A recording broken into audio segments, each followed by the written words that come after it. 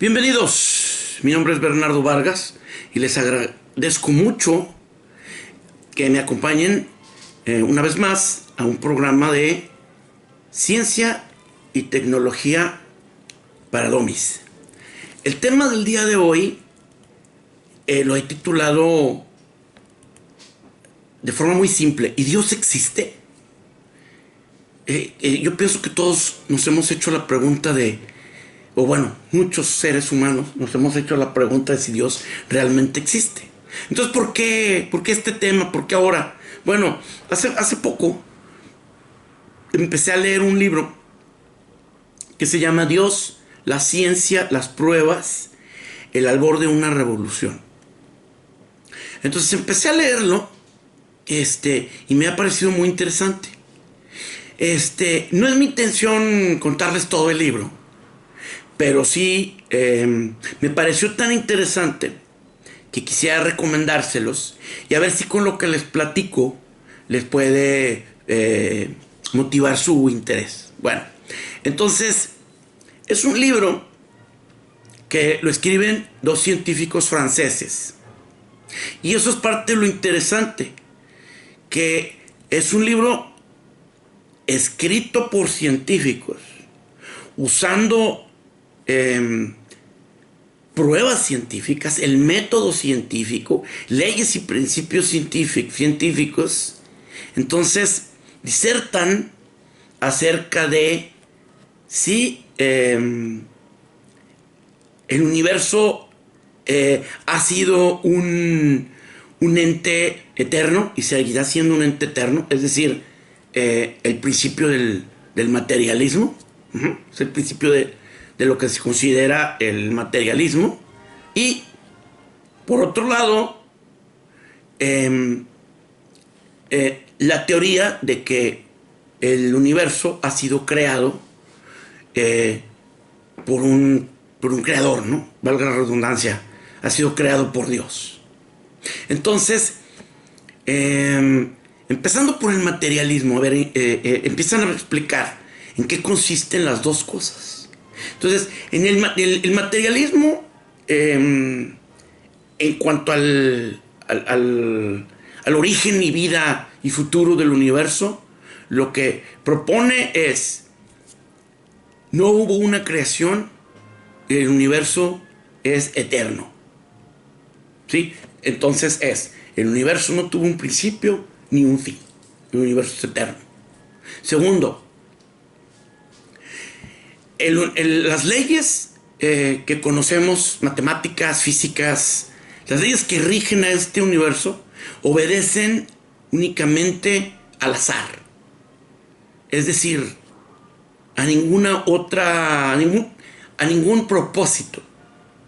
Ninguna parte de este universo eh, obedece a algún propósito definido.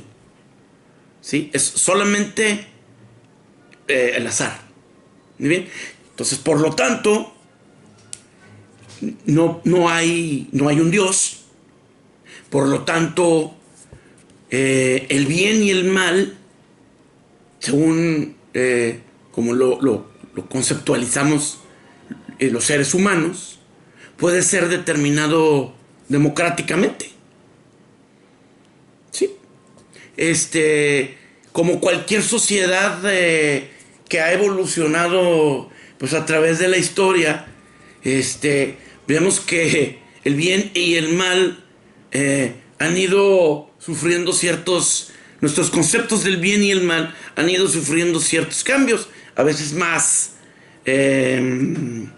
importantes o más grandes, unas veces que otras, pero a eso se refiere. Simplemente el mal puede ser decidido, el bien y el mal puede ser decidido democráticamente.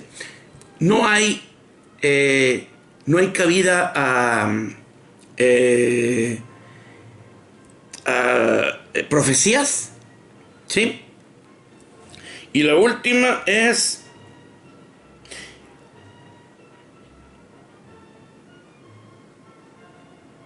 mm,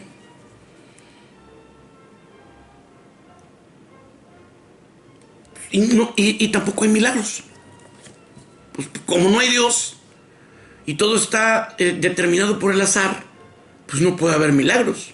Simplemente lo que sucede son eventos casuísticos, naturales, que aunque parecen muy extraños, simplemente no tenemos el conocimiento suficiente para determinar las causas reales. Por eso es que a nosotros nos parecen milagros, ¿no?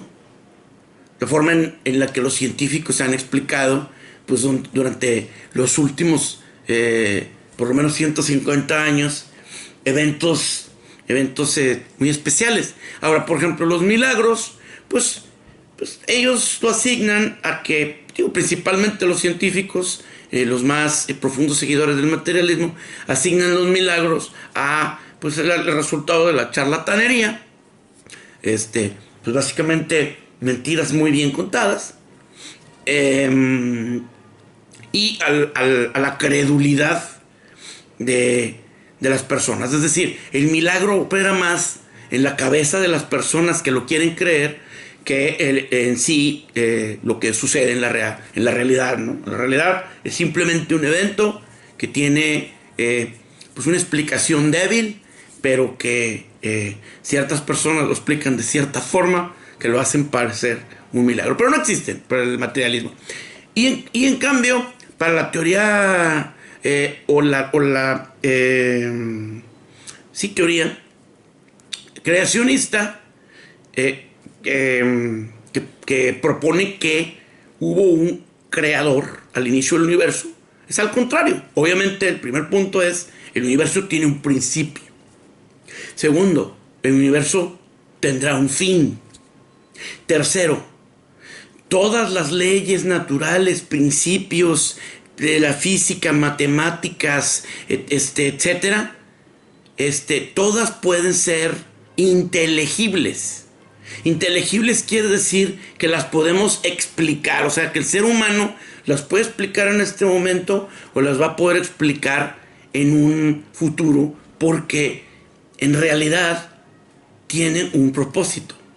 Igualmente, el universo tiene un propósito, el cual ha sido determinado por el creador del universo, ¿verdad? Entonces, eso está muy interesante. Y pues obviamente pueden ocurrir los milagros y pueden ocurrir también las profecías. Ajá.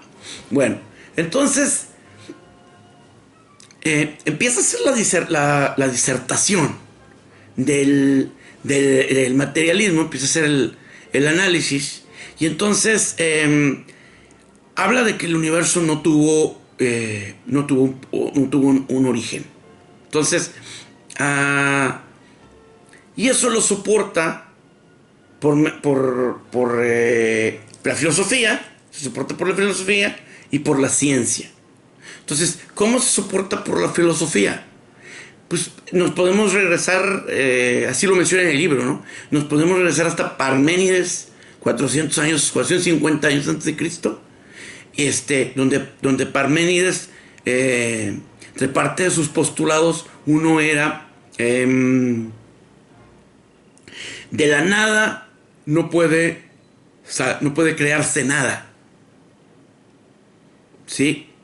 Entonces, en la parte científica viene la primera ley de la termodinámica, que nos dice que nada se crea ni nada se destruye, solo se transforma, ¿sí? Entonces, ¿esto qué quiere decir? Pues que la materia en determinadas condiciones o en determinados procesos de transformación, reacciones, cambios, condiciones, etcétera, esa materia se va a volver energía, pero nada se va a destruir. Entonces,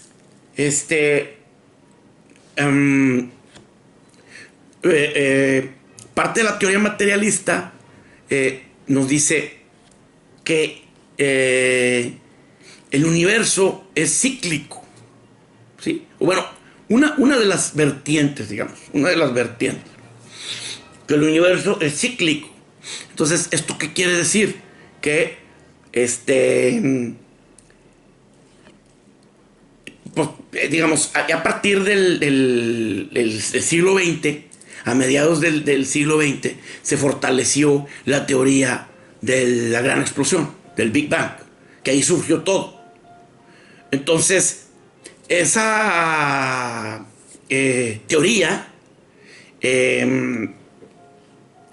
que sirve tanto para una corriente del materialismo como para la corriente del creacionismo, funciona para las dos. En el materialismo nos dice que el universo se va a expandir eternamente y posteriormente se va a empezar otra vez a comprimir hasta llegar a un espacio del tamaño de un átomo, algo así, donde va a estar toda la materia que existe actualmente en el universo, comprimida, y de ahí va a volver a ocurrir una explosión y este ciclo va a suceder por siempre. Entonces, ahí, pues de alguna manera se establece, nos demuestra que no hay un principio ni un fin, simplemente es parte de un ciclo. ¿Okay? Hay una parte muy interesante donde me recordó mucho las clases de física, de ciencias naturales, en el libro, porque nos habla de en qué deben de consistir o cómo se deben de sustentar las pruebas, las leyes o principios, digamos, o las teorías. Entonces, ¿cómo se deben de sustentar? Bueno, deben de tener, si no mal recuerdo, el libro dice, pueden ser cuatro cosas. Pueden estar sustentadas por un modelo. ¿Sí? El modelo, por ejemplo, en la teoría de la relatividad, lo primero que hubo fue un modelo matemático. ¿Sí? O sea, basado obviamente en la física, pero fue desarrollado por medio de las matemáticas y fue el principio de la teoría de la relatividad. Y se llamaba teoría porque no había sido comprobada. Hasta relativamente hace poco, ya en la segunda mitad del siglo XX, ya hubo varias formas de comprobarla. Entonces, esa es una cosa que tuvo mucho tiempo, una teoría que tuvo mucho tiempo, un sustento básicamente basado en el modelo y que físicamente el modelo podría ser cierto, pero no habría sido demostrado. ¿Sí? Otro ejemplo, digamos, otro sustento puede ser una teoría que tenemos en la cual podemos comprobar en la vida real que sucede, pero no tenemos ni un modelo entonces tenemos el modelo, la vida real y tenemos la experimentación, ¿no? Entonces, en este caso no tenemos, hay teorías, por ejemplo, donde inicialmente no teníamos la experimentación, pero sabíamos que sucedían en la vida real. Entonces, y no teníamos tampoco completamente el modelo matemático, ¿no? Entonces, por ejemplo, es el caso de los agujeros negros. Los agujeros negros primero se observaron. O sea, esos se veían como un fenómeno, pero los cuales, esos fenómenos donde se detectaba una ausencia de luz, ¿sí? Pero no había un modelo matemático que explicara cómo podría funcionar un agujero negro. Entonces, ese es el caso. Otro caso es, por ejemplo, muy sencillo, pues la, la teoría de lo que era inicialmente la teoría de la gravedad. Entonces, la teoría de la gravedad la vemos todos los días. Simplemente nosotros dejamos caer una cosa y estamos comprobando físicamente, entonces la observamos y la podemos experimentar, ¿no? Muy sencillo, ¿sí? También, por ejemplo, basados en la primera ley de la termodinámica, viene la segunda ley de la termodinámica. Es decir, donde nos dice que un sistema cerrado normalmente va a pasar de un estado estable, va a pasar a otro estado estable. ¿Esto qué es? ¿Qué quiere decir? Y entonces ahí viene la parte de la entropía. Entonces, por ejemplo, en un sistema estable, por ejemplo, si nosotros tenemos digamos una olla express, hirviendo agua en esta olla express a 100 grados centígrados, ¿sí?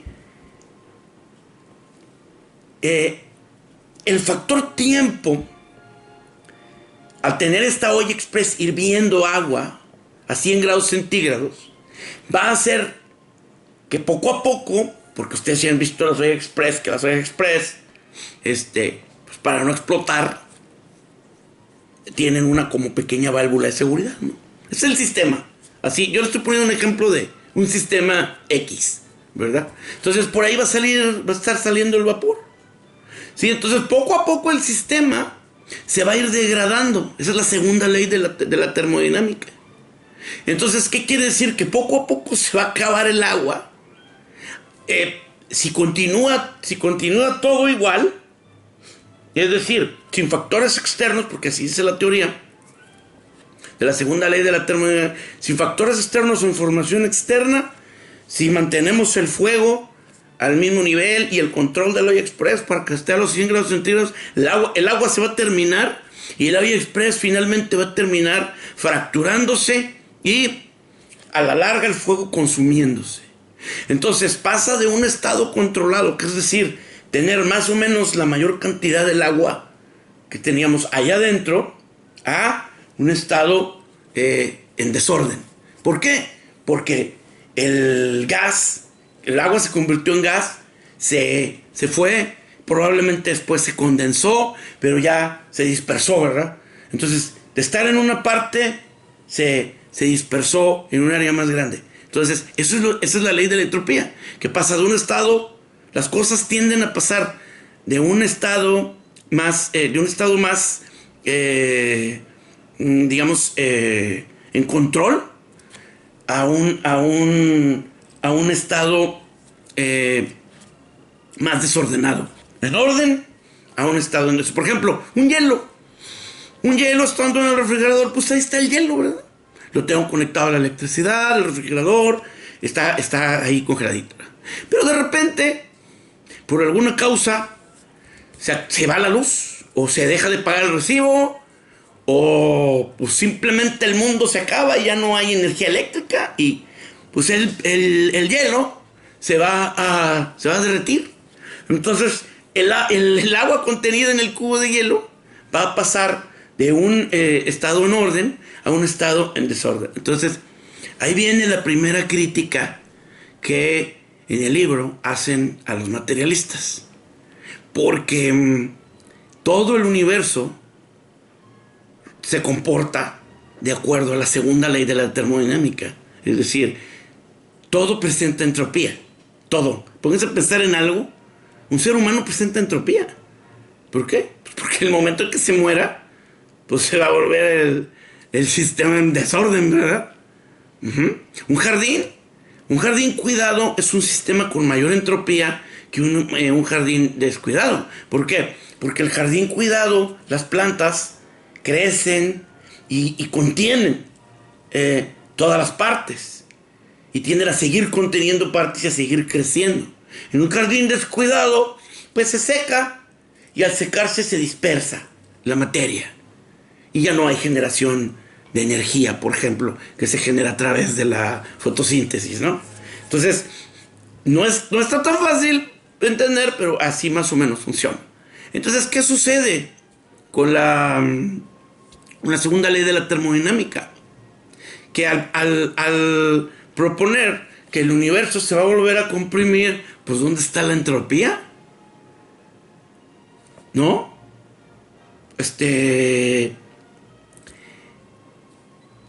No lo respetaron. Esa respuesta no respeta la segunda ley de la termodinámica. De hecho, Engels y Marx tenían que soportar el materialismo. Entonces Federico Engels, habló con Carlos Marx y le dijo: esto es increíble. De hecho, yo voy a dejar de creer así en la segunda ley de la termodinámica. Quiero dejar de creer porque pues no jalaba, ¿verdad?, su modelo. De hecho, miren, algo muy interesante que mencionan ahí en el libro: el materialismo surge por cuatro corrientes, ¿no? Primero que nada, de lo más importante, Charles Darwin, donde Charles Darwin propone la evolución de las especies.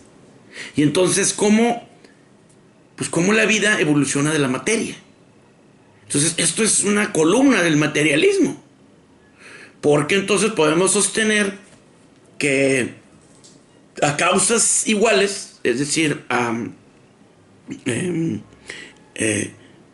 causas generadas por el azar iguales en esta región del universo, debería de haber otras regiones del universo donde también existiera vida, y en algunas seguramente, por las combinaciones estadísticas, llevarían a una vida inteligente, pudiendo ser o no similar a lo de la Tierra, ¿no? Entonces, muy interesante. Después, el comunismo de Marx y Engels, principalmente de Carlos Marx, donde se plantea una sociedad utópica, donde todos los seres humanos somos iguales y la única perspectiva debe de ser vivir o sobrevivir teniendo mismos ingresos, mismo volumen de trabajo, pues prácticamente para subsistir.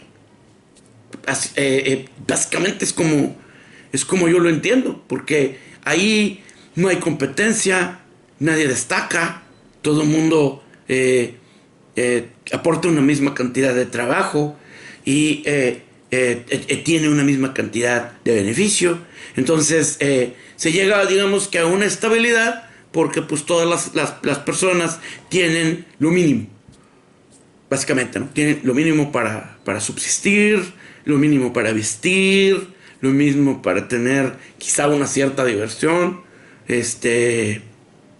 algo lúdico, no lo sé, pero la posibilidad de crecer, de inventar, de destacar, desaparece. Entonces esto también soporta el materialismo, ¿sí? Un sistema cíclico. Sí, qué aburrido, ¿no? Bueno, y después viene todavía a acabar las reglas más en psicología o psiquiatría, Sigmund Freud, donde nos dice que la mayor parte de los pensamientos y de la forma de actuar de los seres humanos están basadas en el subconsciente. Entonces, que pues para empezar, nosotros ni siquiera en nuestro consciente casi ni controlamos nada. Entonces, el universo es cíclico, no podemos afectar en nada, no existe un Dios, no podemos esperar milagros. tampoco podemos pedirle a Dios, no podemos esperar que una profecía se cumpla, nada en absoluto, de eso no hay esperanzas. Y aparte, nosotros no nos controlamos a nosotros mismos, sino nuestro, ¿cómo se llama?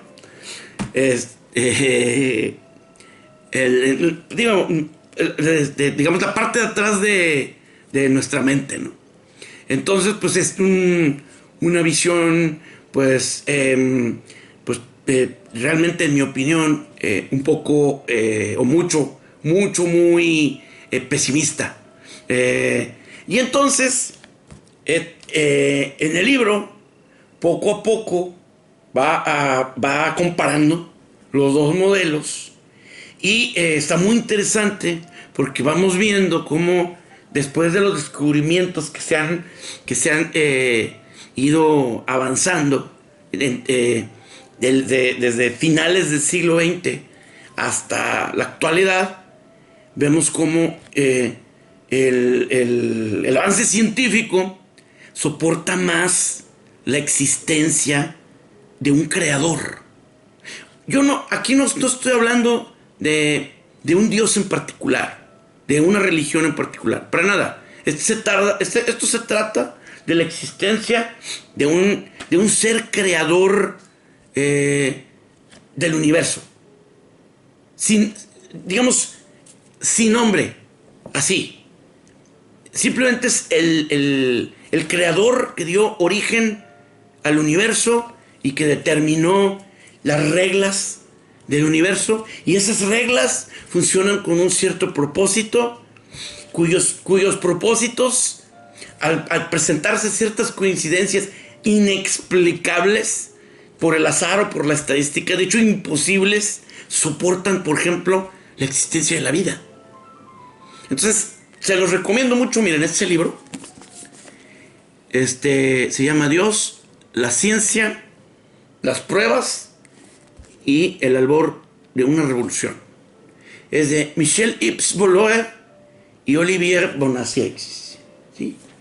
De editorial Océano. Lo pueden encontrar en, yo creo, cualquier librería, o está en Amazon y está también en Mercado Libre. Yo en esas plataformas lo encontré. Muchísimas gracias. Mi nombre es Bernardo Vargas nuevamente. Y espero que me acompañen en la próxima de Ciencia y Tecnología para Dummies. Hasta la vista.